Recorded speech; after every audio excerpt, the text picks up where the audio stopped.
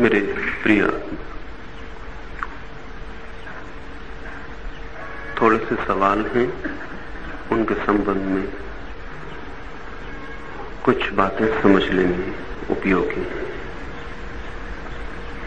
एक मित्र ने पूछा है कि कुछ साधक कुंडलिनी साधना का पूर्व से ही प्रयोग कर रहे हैं, उनको इस प्रयोग से बहुत गति मिल रही है, तो वे इसको आगे जारी रखें या न रखें, उन्हें कोई हानि तो नहीं होगी। हानि का कोई सवाल नहीं है। यदि पहले से कुछ जारी रखा है और इससे गति मिल रही है तो तीव्र गति से जारी रखें, लाभ ही होगा। परमात्मा के मार्ग पर ऐसे भी हानि नहीं है। दूसरे मित्र ने पूछा है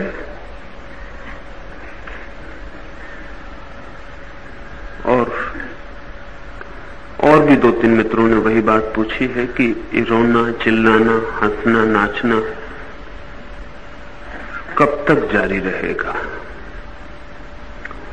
ये 3 सप्ताह से 3 महीने तक जारी रह सकता है।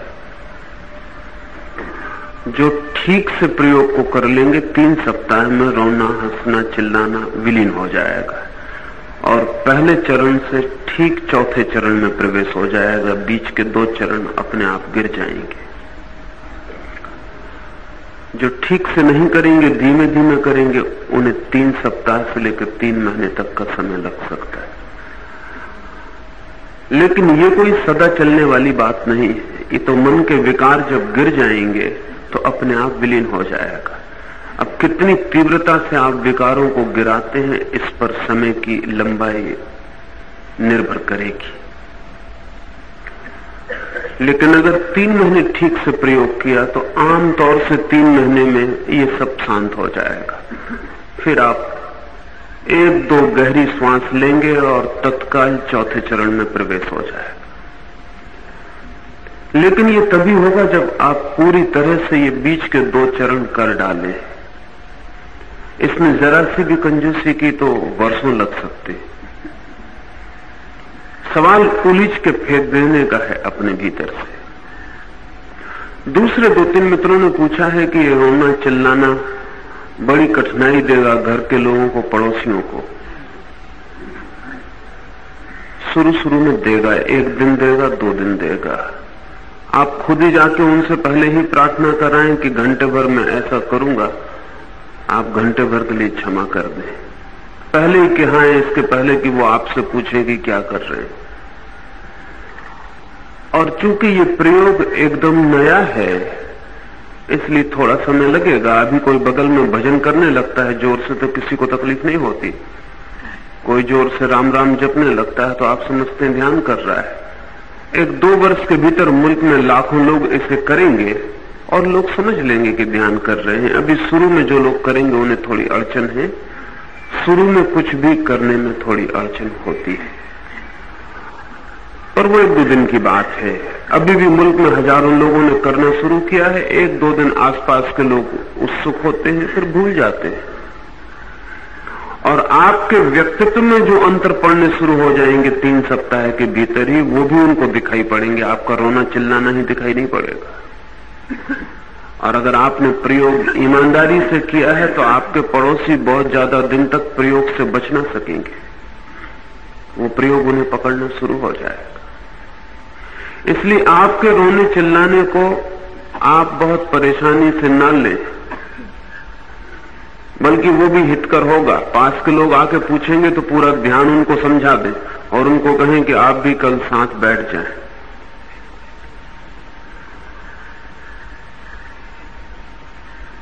एक और सवाल रोज पूछा जा रहा है, उस संबंध में थोड़ी बात आपसे कहूं। इधर अभी मनाली शिविर में 20 लोगों ने एक नए प्रकार के सन्यास में प्रवेश किया। उस संबंध में रोज पूछा जा रहा है कि वो सन्यास क्या है। वो मैं आपसे कहूं 2-3 बातें संक्षिप्त में। पहली बात तो ये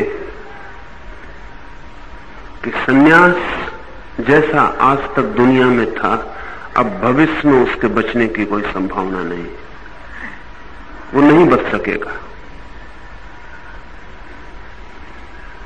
सोवियत रूस में आज सन्यासी होना संभव नहीं, चीन में सन्यासी होना अब संभव नहीं, और जहां जहां समाजवाद प्रभावी होगा वहां वहां सन्यास असंभव हो जाएगा।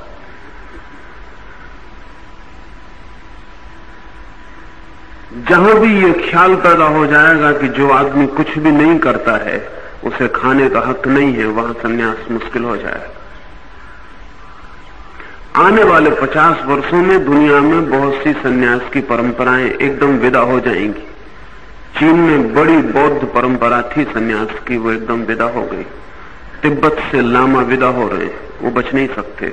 रूस में भी बहुत पुराने ईसाई फकीरों की परंपरा थी, वो नष्ट हो गई। और दुनिया में कहीं भी बचना मुश्किल है। इसलिए मेरी अपनी दृष्टि यह है कि सन्यास जैसा कीमती फूल नष्ट नहीं होना चाहिए। सन्यास की संस्था चाहे विदा हो जाए, लेकिन सन्यास विदा नहीं होना चाहिए। तो उसे बचाने का एक ही उपाय है, और वो उपाय ये है कि सन्यासी जिंदगी को छोड़ के न भागे, जिंदगी के बीच सन्यासी हो जाए। दुकान पर बैठे मजदूरी करे, दफ्तर में काम करे, भागे ना। उसकी आजीविका समाज के ऊपर निर्भर न हो, वो जहां है जैसा है वहीं सन्यासी हो जाए। तो इन 20 सन्यासियों को इस दिशा में प्रवृत्त किया है कि वे अपने दफ्तर में काम करेंगे, अपने स्कूल में नौकरी करेंगे, अपनी दुकान पर बैठेंगे और सन्यासी का जीवन जिएंगे।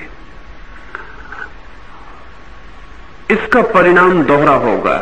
एक तो इसका परिणाम यह होगा कि सन्यासी शोषक नहीं मालूम होगा, वो किसी के ऊपर निर्भर है ऐसा नहीं मालूम होगा। सन्यासी को भी इससे लाभ होगा, क्योंकि जो सन्यास की परंपरा समाज पर निर्भर हो जाती है वो गुलाम हो जाती है, हमें पता चले या ना चले, वो समाज की गुलामी में जीने लगती है। और जिनको हम रोटी देते हैं उनसे हम आत्मा भी खरीद लेते हैं। इसलिए सन्यासी आमतौर से विद्रोही होना चाहिए, लेकिन हो नहीं पाता, क्योंकि वो जिनसे भोजन पाता है उनकी गुलामी में उसे समय बिताना पड़ता है। वो वही बातें कहता रहता है जो आपको प्रीतिकर हैं, क्योंकि आप उसको रोटी देते हैं।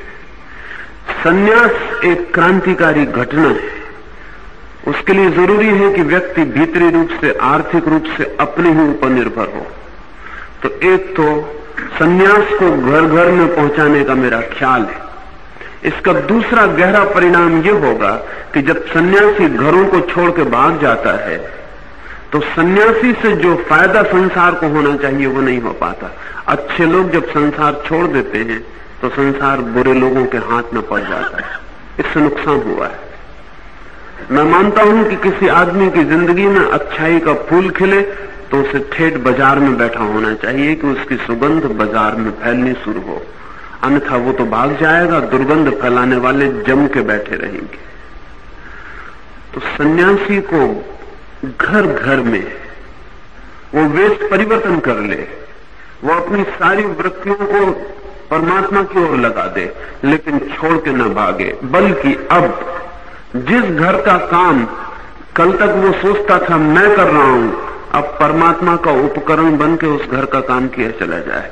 न पत्नी को छोड़े, न बच्चों को छोड़े, न घर को छोड़े, अब ये सारे काम को परमात्मा का काम समझ के चुपचाप करता चला जाए। इसका कर्ता न रह जाए, बस इसका दृष्टा भर रह जाए। ऐसे सन्यास की प्रक्रिया से मैं सोचता हूं एक तो लाखों लोग उत्सुक हो सकेंगे जो कभी घर छोड़ने का विचार नहीं कर पाते हैं, उनकी जिंदगी में भी सन्यास का आनंद आ सकेगा और ये जिंदगी भी प्रफुल्लित होगी। अगर हमें सड़कों पर, बाजारों में, मकानों में, दफ्तरों में सन्यासी उपलब्ध होने लगे, उसके कपड़े, उसकी स्मृति, उसकी हवा, उसका व्यवहार वो सारी जिंदगी को प्रभावित करेगा। इस दृष्टि से जो लोग भी बार बार पूछ रहे हैं वो अगर उत्सुक हों तो आज 3 से 4 वो मुझसे अलग से बात कर लें, जिन्हें सन्यास का ख्याल हो कि उनकी जिंदगी में ये संभावना बने। इस सन्यास में मैंने 2-3 बातें और संयुक्त की हैं। एक तो इस सन्यास को पीरियोडिकल रिनंसिएशन कहा है, सावधि संन्यास कहा है। मेरा मानना है किसी आदमी को भी जिंदगी भर के निर्णय नहीं लेने चाहिए। आज आप निर्णय लेते हैं, हो सकता है 6 महीने बाद आपको लगे कि गलती हो गई, तो आपके वापस लौटने का उपाय होना चाहिए। अन्यथा संन्यास भी बोझ हो सकता है। जब हम एक दफे एक आदमी को संन्यास दे देते हैं तो आग्रह रखते हैं कि वो जिंदगी भर सन्यासी रहे। हो सकता है साल भर बाद उसे लगे कि गलती हो गई, तो उसे वापस लौटने का अधिकार होना चाहिए बिना निंदा के। इसलिए ये जो मेरा, जिसे मैंने संन्यास कहा है, पीरियोडिकल है। आप जिस दिन भी चाहें वापस चुपचाप लौट जा सकते हैं, कोई आपके ऊपर इसका बंधन नहीं होगा। थाईलैंड और बर्मा में इस तरह के संन्यास का प्रयोग प्रचलित है और उससे थाईलैंड और बर्मा की जिंदगी में फर्क पड़ा है। हर आदमी थोड़े बहुत दिन के लिए संन्यास तो एक दफे ले ही लेता है। किसी आदमी को वर्ष में 2 महीने की फुर्सत होती है तो 2 महीने संन्यास ले लेता है और 2 महीने सन्यासी की तरह जी के वापस अपने घर की दुनिया में लौट आता है। आदमी बदल जाता है। 2 महीने सन्यासी रहने के बाद आदमी वही नहीं हो सकता जो था, उसके भीतर का सब बदल जाता है। फिर वर्ष 2 वर्ष के बाद उसे सुविधा होती है, 2 महीने के लिए सन्यास ले लेता है। इसलिए दूसरी भी दिशा मैंने इसमें जोड़ी है कि जो लोग कुछ सीमित समय के लिए सन्यास लेना चाहें, वो सीमित समय के लिए सन्यास लेकर प्रयोग करें। अगर उनका आनंद बढ़ता जाए तो समय को बढ़ा लें। अगर उन्हें ऐसा लगे कि नहीं वो उनकी बात नहीं है तो चुपचाप वापस लौट आएं। इससे दोहरे फायदे होंगे। सन्यास बंधन नहीं बनेगा। सन्यास स्वतंत्रता है, इसलिए बंधन बनना नहीं चाहिए।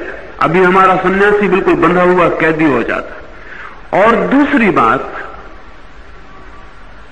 सन्यास बंधन नहीं बनेगा एक, और दूसरी बात कि सन्यास प्रत्येक के लिए चाहे थोड़े समय के लिए सही उपलब्ध हो जाएगा। और अगर एक आदमी अपने 70 साल की जिंदगी में 5 दफा 2-2 महीने के लिए भी सन्यासी हो गया हो तो मरते वक्त दूसरा आदमी होगा, वो वही आदमी नहीं हो सकता। अधिकतम लोगों को सन्यासी होने का मौका मिल जाएगा। अधिकतम लोग सन्यास का रस और आनंद अनुभव कर सकेंगे। और मेरा मानना है कि जो एक दफे सन्यास में जाएगा वो वापस लौटेगा नहीं। ये न लौटना नियम से नहीं होना चाहिए, ये न लौटना सन्यास के आनंद से होना चाहिए, लेकिन लौटने की स्वतंत्रता कायम रहनी चाहिए। इस संबंध में अभी ज्यादा बात करनी उचित नहीं होगी। जिन मित्रों को सन्यास की दिशा में उत्सुकता हो वे दोपहर 3 से 4 मुझे मिल ले सकते हैं।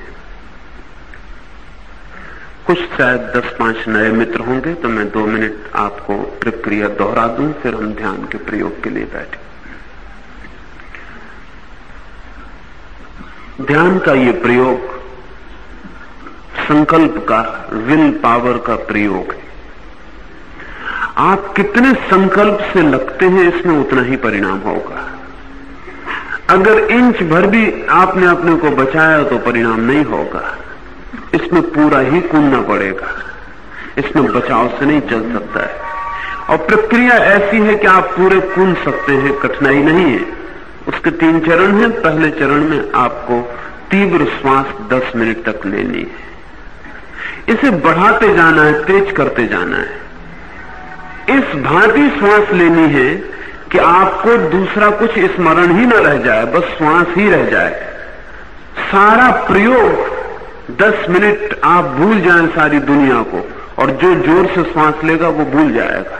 बस श्वास की क्रिया ही उसके बोध में रह जाएगी। भीतर बाहर श्वास ही श्वास में सारी शक्ति लगा देनी। दूसरे 10 मिनट कैथारसिस के हैं, रेचन के।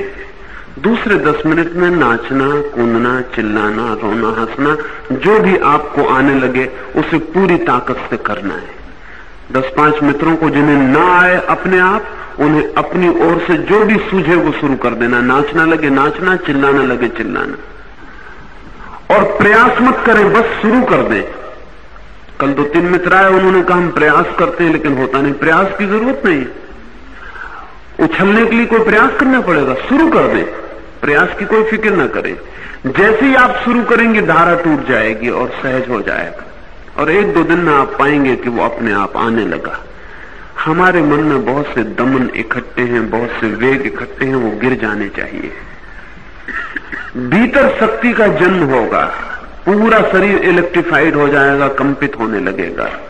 ये शक्ति जगाने के लिए ही 10 मिनट गहरी श्वास की चोट कर रहे हैं, उससे कुंडलनी जागेगी। फिर दूसरे 10 मिनट में मन के विकारों को गिराने के लिए प्रयोग कर रहे हैं, ताकि कुंडलनी के मार्ग में कोई बाधा न रह जाए, सब बाधाएं अलग हो जाएं और कुंडलनी की यात्रा सीधी ऊपर जा सके, चित्त के सारे रोग अलग हो जाएं। अन्यथा कुंडलनी से जगी हुई शक्ति को चित्त के रोग एब्जॉर्व कर लेते, वो चित्त के रोगों में प्रविष्ट हो जाती। इसलिए रेचन जरूरी है, सब कचरा बाहर फेंक देना जरूरी है। फिर तीसरे चरण में जो शुद्ध शक्ति बचेगी कुंडलनी की, उसको जिज्ञासा में रूपांतरित करना है, उसको इंक्वायरी बनाना है। इसलिए तीसरे चरण में 10 मिनट तक मैं कौन हूं पूछना है।